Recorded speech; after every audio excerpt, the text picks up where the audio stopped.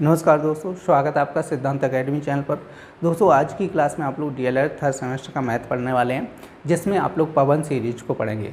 और देखिए, पवन सीरीज की आपकी ये तीसरी क्लास है। इससे पहले 2 क्लासें हो चुकी हैं। वैसे तो कम्प्लीटली मैथ की 18 क्लासें हो चुकी हैं, ठीक है। जो पहली बार चैनल पर आए हैं और पहली बार क्लास देख रहे हैं, तो आप लोग पीछे की जो 18 क्लासें हो चुकी हैं वो देख सकते हैं पहले, ठीक है। क्योंकि देखो, उसमें क्या था कि आपका चैप्टर बाय चैप्टर सारी चीज़ें कंप्लीट करा चुका हूँ और अब हम लोग पवन सीरीज पढ़ रहे हैं। अगर आप लोग चैप्टर बाय चैप्टर सारी क्लासें कंप्लीट कर लेंगे तो पवन सीरीज में कोई भी प्रॉब्लम नहीं होगी, ठीक है। तो आप लोग पीछे की क्लासें पहले कंप्लीट करें, उसके बाद इस क्लास को देखें, ठीक है। और आप लोगों को हमारी क्लास पसंद आती है तो क्लास को लाइक करें और चैनल को सब्सक्राइब करना ना भूलें। तो चलिए बिना देरी के शुरू करते हैं आज की क्लास।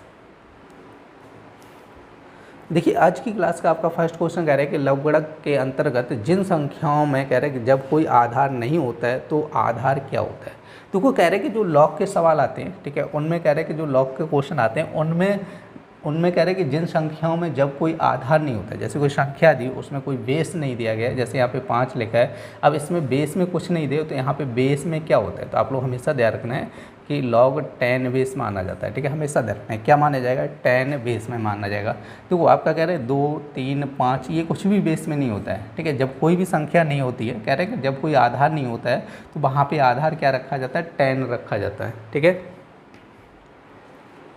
देखिए, आपका नेक्स्ट क्वेश्चन कह रहा है कि यदि a बराबर कह रहा है और b बराबर कह रहा है तो कह रहे हैं कि a b बराबर, तो यहाँ पे ध्यान रखना है। देखो, a इंटरसेक्शन b पूछा गया, ठीक है। इसमें क्या पूछा है, a इंटरसेक्शन b पूछा गया, ठीक है। मिस्टेक से आपका a b बराबर लिख गया, तो यहाँ पे a इंटरसेक्शन b आपको निकालना है, ठीक है। तो देखो, समुच्चय की एक क्लास आप लोगों को करवा चुका हूँ, ठीक है। जिन लोगों ने नहीं देखी तो आप, इसीलिए मैं बोल रहा हूँ कि आप पहले पीछे की क्लासें सारी कंप्लीट कर लो, ठीक है। कोई प्रॉब्लम नहीं रहेगी किसी भी क्वेश्चन में। जैसे a बराबर यहाँ पे क्या दिया, a b c d दिया है, ठीक है। आपसे क्या कह रहा है, a बराबर ये कह रहा है और b बराबर कितना कह रहा है, x y a कह रहा है, ठीक है। तो आपसे क्या कह रहा है, a इंटरसेक्शन b निकालना है, ठीक है। आप लोग ध्यान रखें, तो a इंटरसेक्शन b निकालना है तो यहाँ पे ये चीज़ ध्यान रखना है कि जो चीज़ कॉमन आती है वही आप लोग इंटरसेक्शन में लिखते हैं, ठीक है। तो इंटरसेक्शन जब निकालना है तो इसमें कॉमन क्या आ रहा है, ओनली a कॉमन आ रहा है, ठीक है। तो आपका आंसर हो जाए ऑप्शन नंबर सी हो जाए। ये था आपका 36 नंबर क्वेश्चन, ठीक है। अब देखो, यहाँ पे 37 नंबर आपका क्वेश्चन क्या कह रहा है, a बराबर दिया गया। देखो, a बराबर क्या कह रहा है, 1 3 5 7 9 11 दिए, 1 3 5 7 9 11 दिए। और उसके बाद देखो यहाँ पे b बराबर कहेगा, यहाँ पे b बराबर लिखा नहीं है तो आप लोग ध्यान रखना है। तो v बराबर क्या कह रहा है आपका, 3 6 9 12 कह रहा है, ठीक है। तो आपसे क्या पूछा, b माइनस ए पूछा, क्या कह रहे हैं, b माइनस ए। अब b में से a घटाना है, तो अब b में से a घटाएंगे तो कटेगा क्या, 3 से 3 कट जाएगा। अब देखो 6 से 6 कटेगा, नहीं कटेगा, तो यहाँ पे 6 आ जाएगा, ठीक है।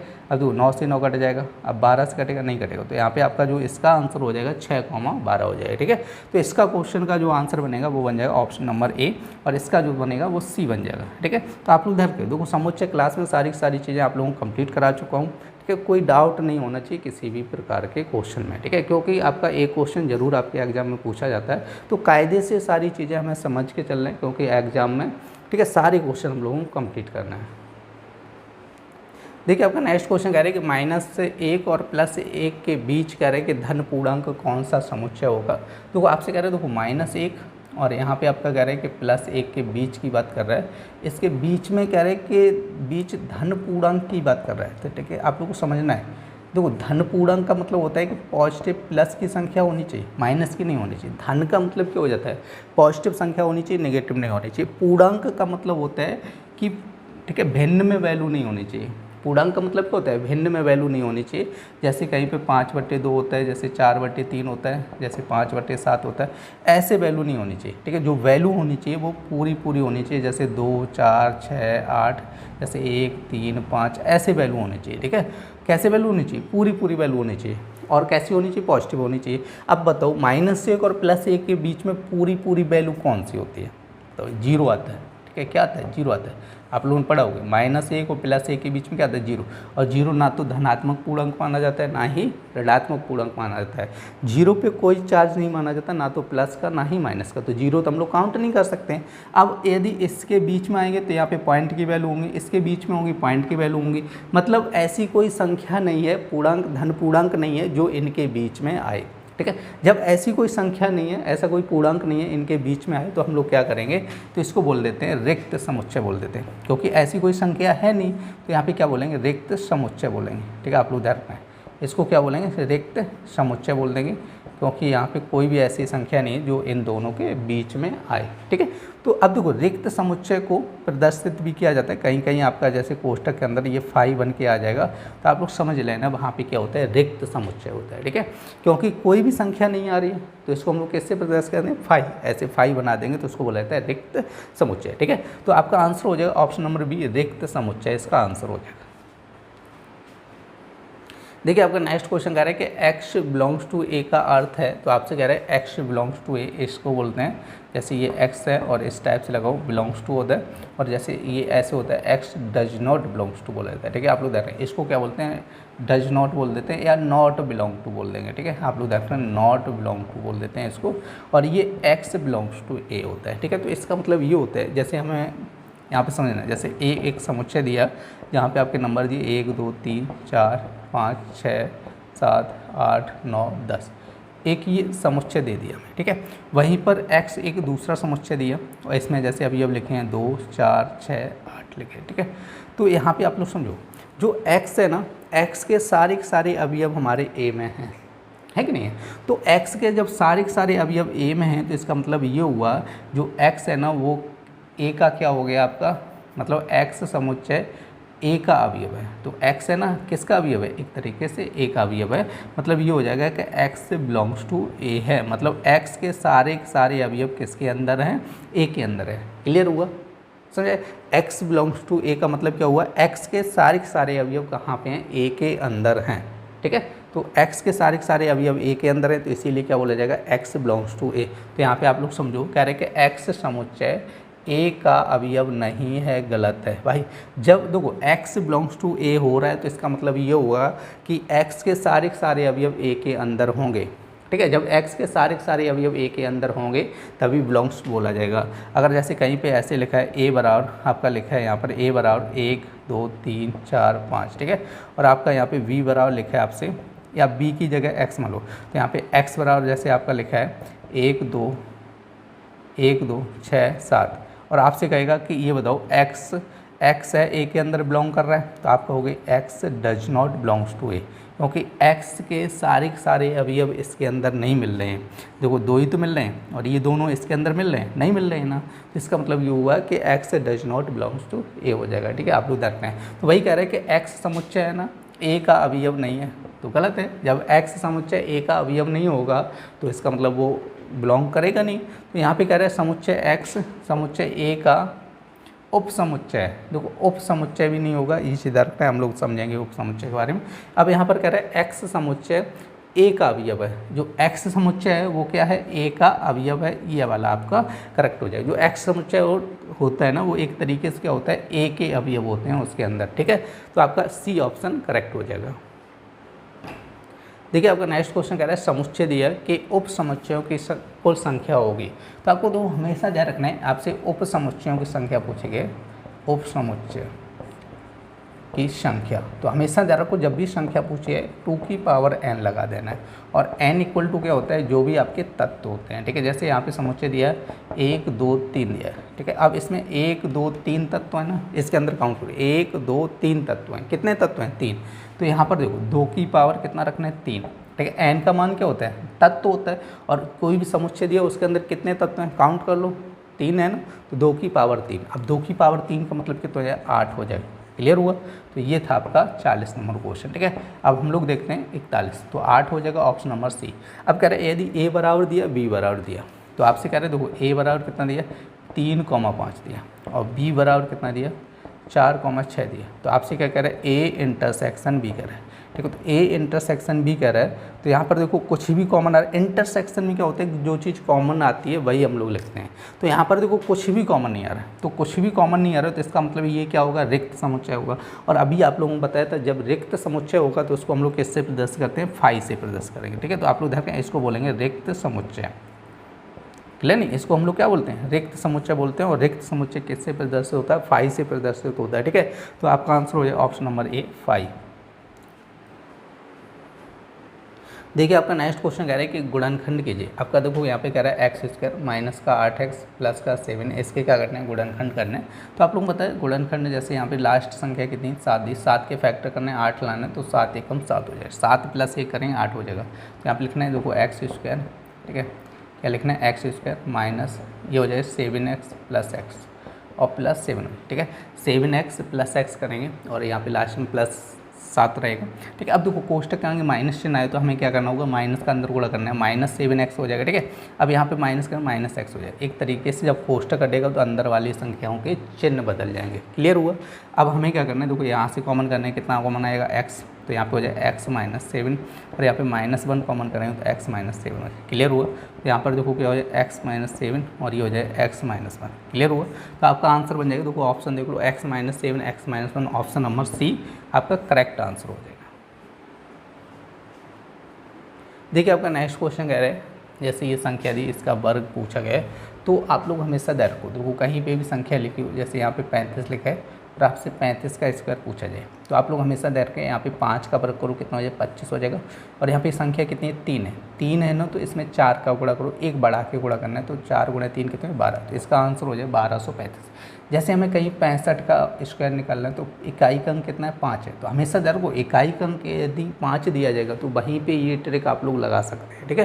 तो यहाँ पे 5 का वर्ग कर लो, कितना हो जाए, 25 हो जाएगा। अब यहाँ पे कितना है, 6 में 7 का गुणा करो, 7 गुणा 6 कितना है, 42, तो इसका आंसर कितना हो जाए, 42 25 हो जाएगा। क्लियर हुआ। अब इसी तरह जैसे यहाँ पे आपकी ये संख्या दी, तो यहाँ पे आप लोग समझो, जैसे 105 लिखा है, कितना लिखा है, 105, तो 5 का वर्ग कितना हो जाएगा, 25 हो जाएगा। 5 का वर्ग कितना है, 25। अब यहाँ पे 10 है ना, तो 11 गुणा करो, 11 गुणा 10 कितना है, 110 हो जाएगा, ठीक है। तो 5 का वर्ग कितना है, 25 हो जाएगा। और यहाँ पे 10 है ना, तो 10 में 1 बढ़ाओ, कितना है, 11, 11 गुणा 10 करो, कितना है, 110 हो जाएगा, ठीक है। और एक चीज़ और ध्यान रखना है, अगर हम लोग वर्ग कर रहे हैं तो पॉइंट 1 अंक बाद है, स्क्वायर करने पे 2 अंक बाद हो जाएगा, ठीक है। अगर यहाँ पे 2 अंक बाद लगाओ तो वर्ग करने पर 4 अंक बाद लगेगा। तो यहाँ पे 1 अंक बाद था ना, तो यहाँ पे स्क्वायर करने पे 2 अंक बाद पॉइंट लगेगा, ठीक है। तो आपका आंसर हो जाए 110.25, ऑप्शन नंबर बी आपका आंसर हो जाए, ठीक है। अब देखो यहाँ से आपका 43 के बाद 44 नंबर क्वेश्चन रखो, तो 5.41 गुणे 4.36 माइनस 3.23 गुणे 5.41 और यहाँ पे माइनस दिया, देखो माइनस 5.41 गुणे 1.13 हो जाए, ठीक है। तो आप लोग समझो। अब देखो यहाँ से आप लोग समझो 5.41 और यहाँ पे 4.36 और यहाँ पे दिया माइनस 3.23। देखो यहाँ से समझो, ये तीनों में वैल्यू दी गई, यहाँ से समझो ये तीनों में दी गई ना, देखो तीनों से हम लोग बाहर निकालेंगे। क्लियर हुआ। तो बाहर निकालेंगे तो ये बनेगा, तो माइनस का 1.13 हो जाएगा। अब यहाँ से समझो आप लोग 5.41 हो जाएगा और 4.36। अब इसको सॉल्व करो तो इसको देखो, ये माइनस माइनस है ना, तो जुड़ जाएगा, ये चीज़ आप लोग ध्यान रखो।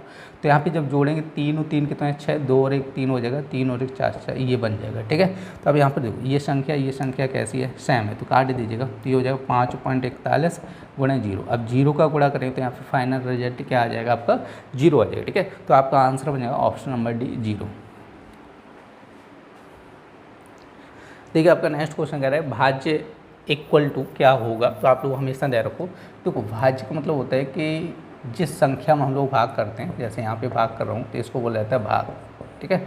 और जिससे भाग करते हैं वो होता है भाजक, ठीक है। और जितनी बार भाग जाता है उसको बोलते हैं भागफल, ठीक है। बटे नीचे क्या बनता है, शेषफल बनता है। क्या बनता है, शेषफल होता है। क्लियर नहीं, आप लोग हमेशा ध्यान रखना है, ठीक है।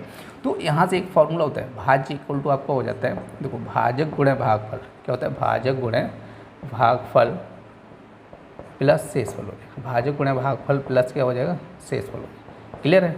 तो ये फॉर्मूला होता है। तो वही आपसे कह रहा है भाज्य इक्वल टू क्या होता है, तो आप लोग हमेशा देखो भाजक गुणे भागफल प्लस शेषफल हो जाए। देखिए आपका नेक्स्ट क्वेश्चन कह रहा है कि प्रथम 5 अभाज्य संख्याओं की माध्यिका होगी। देखो प्रथम 5 अभाज्य की बात करो तो सबसे पहले अभाज्य लिखेंगे 2 3 5 7। 7 के बाद क्या आएगा आपका 7 8 9 10 नहीं होगा, 11 हो जाएगा। देखो 5 संख्याएं कह रहा है, तो आप लोग ध्यान रखना है यहाँ पर। देखो काउंट करो 1 2 3 4 5, तो n इक्वल टू कितना है, 5 हो जाएगा। n इक्वल टू कितना है, 5, जो कि क्या है, विषम है। n इक्वल टू क्या आया, 5 आया, जो कि क्या है, विषम है। तो देखो माध्यिका निकालने का एक फॉर्मूला होता है, माध्यिका इक्वल टू, ठीक है। वो भी देखो यहाँ पे विषम आ रहा है, इसलिए देखो सम का अलग होता है, विषम का अलग फॉर्मूला होता है, ये हमेशा ध्यान रखो। माध्यिका इक्वल टू होता है n + 1/2 वां पद हो जाता है, ठीक है। अगर विषम आ रहा है, एन का मान क्या आ रहा है, विषम आ रहा है, तो ये फॉर्मूला होता है, ठीक है। तो यहाँ पे आप लोग समझो एन का मान कितना है, 5 + 1/2 करेंगे और ये हो जाएगा वां पद, ठीक है। आप लोग समझो यहाँ से, तो 5 और 1 कितना है, 6/2, 6/2 का मतलब यहाँ पे आएगा 3 वां पद हो जाएगा, ठीक है। 3 वां पद का मतलब यहाँ पे 3 वां पद निकालना है आपको, कितना बनेगा, तो काउंट 1 2 3, कितना आया, 5 आया, तो 3 वां पद कितना आ जाएगा, 5 आ जाएगा, क्लियर नहीं। तो आपका आंसर हो जाएगा ऑप्शन नंबर सी।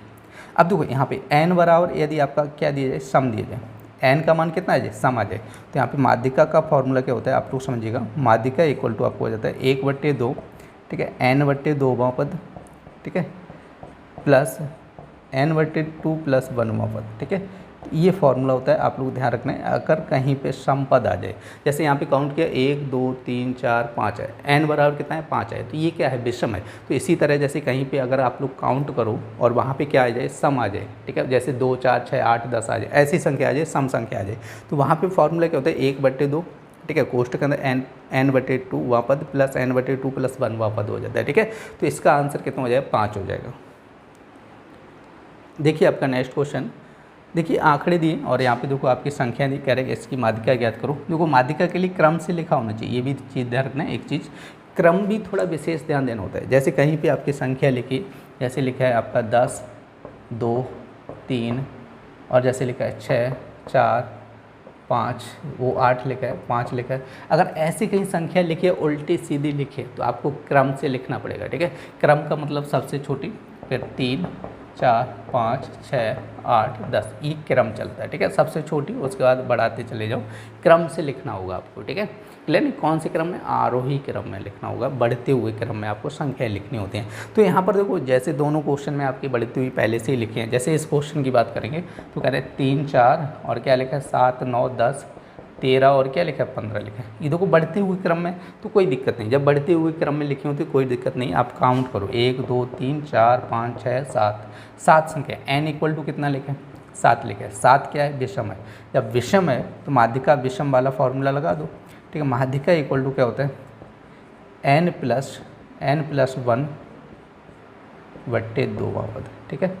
ये चीज़ हमेशा दे रखो, तो n + 1 7 + 1/2 वां पद हो जाएगा, ठीक है।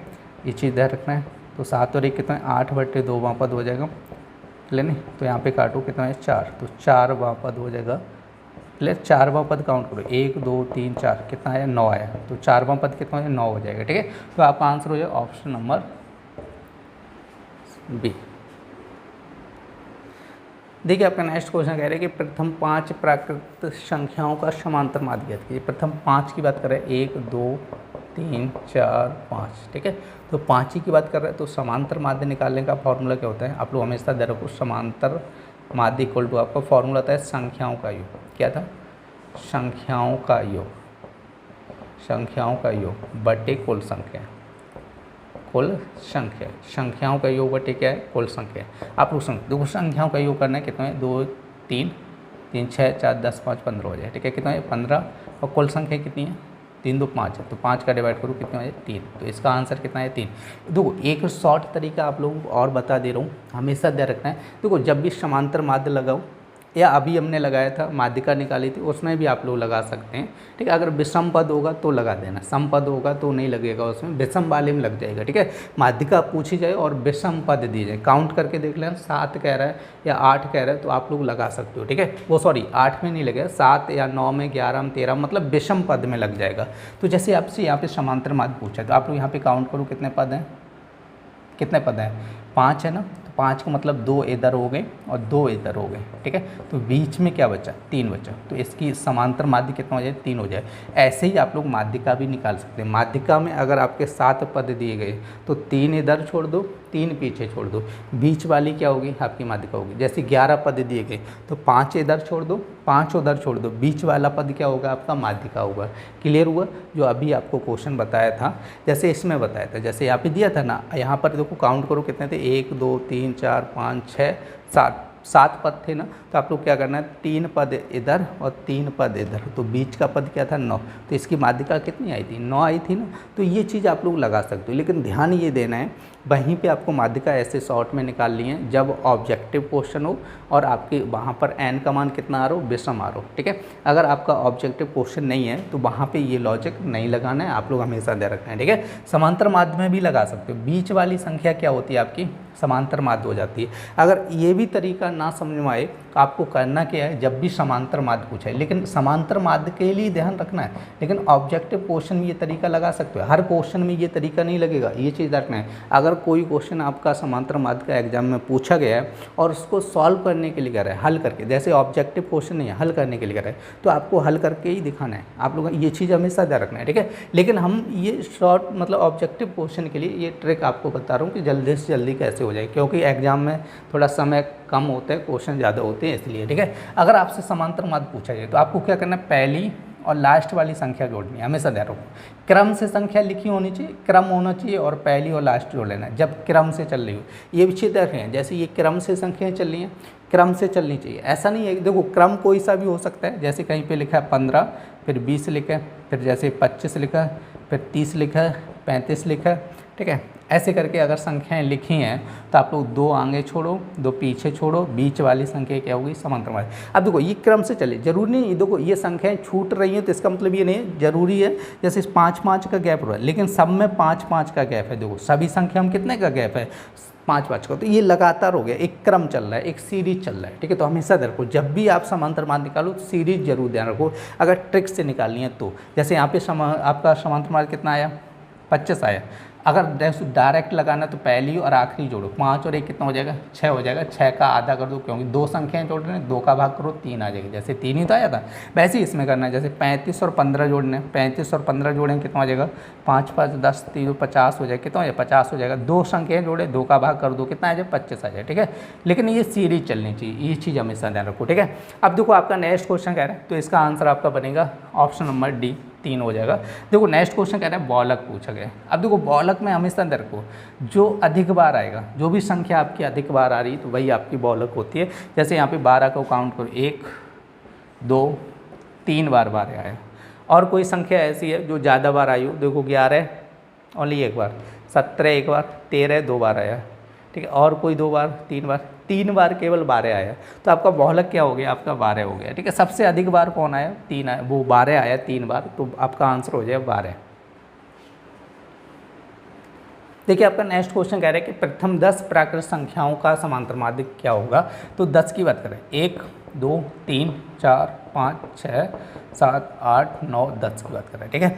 और आप लोग बताए, देखो यहाँ पे बीच की संख्या निकाल सकते हो, लेकिन 10 कह रहे हैं तो 5 छोड़ोगे ये, 5 छोड़ोगे ये, तो इसके बीच में कौन सी संख्या आ रही है, अगर आप लोगों को पता है तो ठीक है, अगर नहीं समझ में आ रही तो आप लोगों ने एक लॉजिक और बताया, तो ये लगातार सीरीज चली, तो पहली और आखिरी जोड़ लो।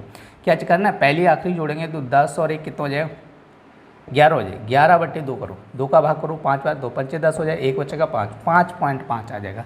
क्लियर हुआ, नहीं तो फिर वही तरीका आपको लगाना होगा समांतर माध्य निकालने का। समांतर माध्य इक्वल टू क्या होता है, संख्याओं का योग हो जाए, संख्याओं का योग बटे कुल संख्याएं, क्या हो जाए, बटे कुल संख्याएं, ठीक है। तो वही तरीका लगाना, सारी संख्याएं जोड़नी है, और यहाँ पे 10 संख्याएं, 10 का भाग कर दो।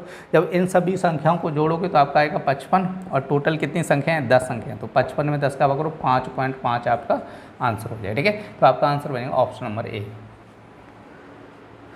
देखिए आपका नेक्स्ट क्वेश्चन कह रहे हैं, एक घन का पृष्ठ दिया 24 सेंटीमीटर, कह रहे घन का आयतन ज्ञात करो। तो देखो घन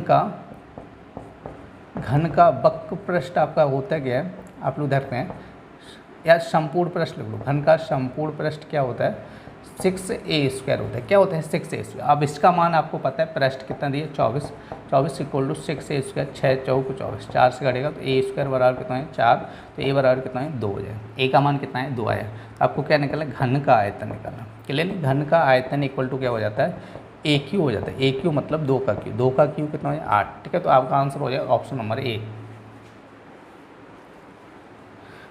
दोस्तों आज की क्लास में आप लोगों ने पवन सीरीज को पढ़ा था। उम्मीद है आज की क्लास के सारे क्वेश्चन आप लोगों को बहुत अच्छे से समझ आए होंगे और आप लोगों को हमारी क्लास पसंद आई तो क्लास को लाइक करें और चैनल को सब्सक्राइब करना ना भूलें। तो चलिए फिर मिलते हैं ऐसी नेक्स्ट क्लास में, तब तक के लिए धन्यवाद।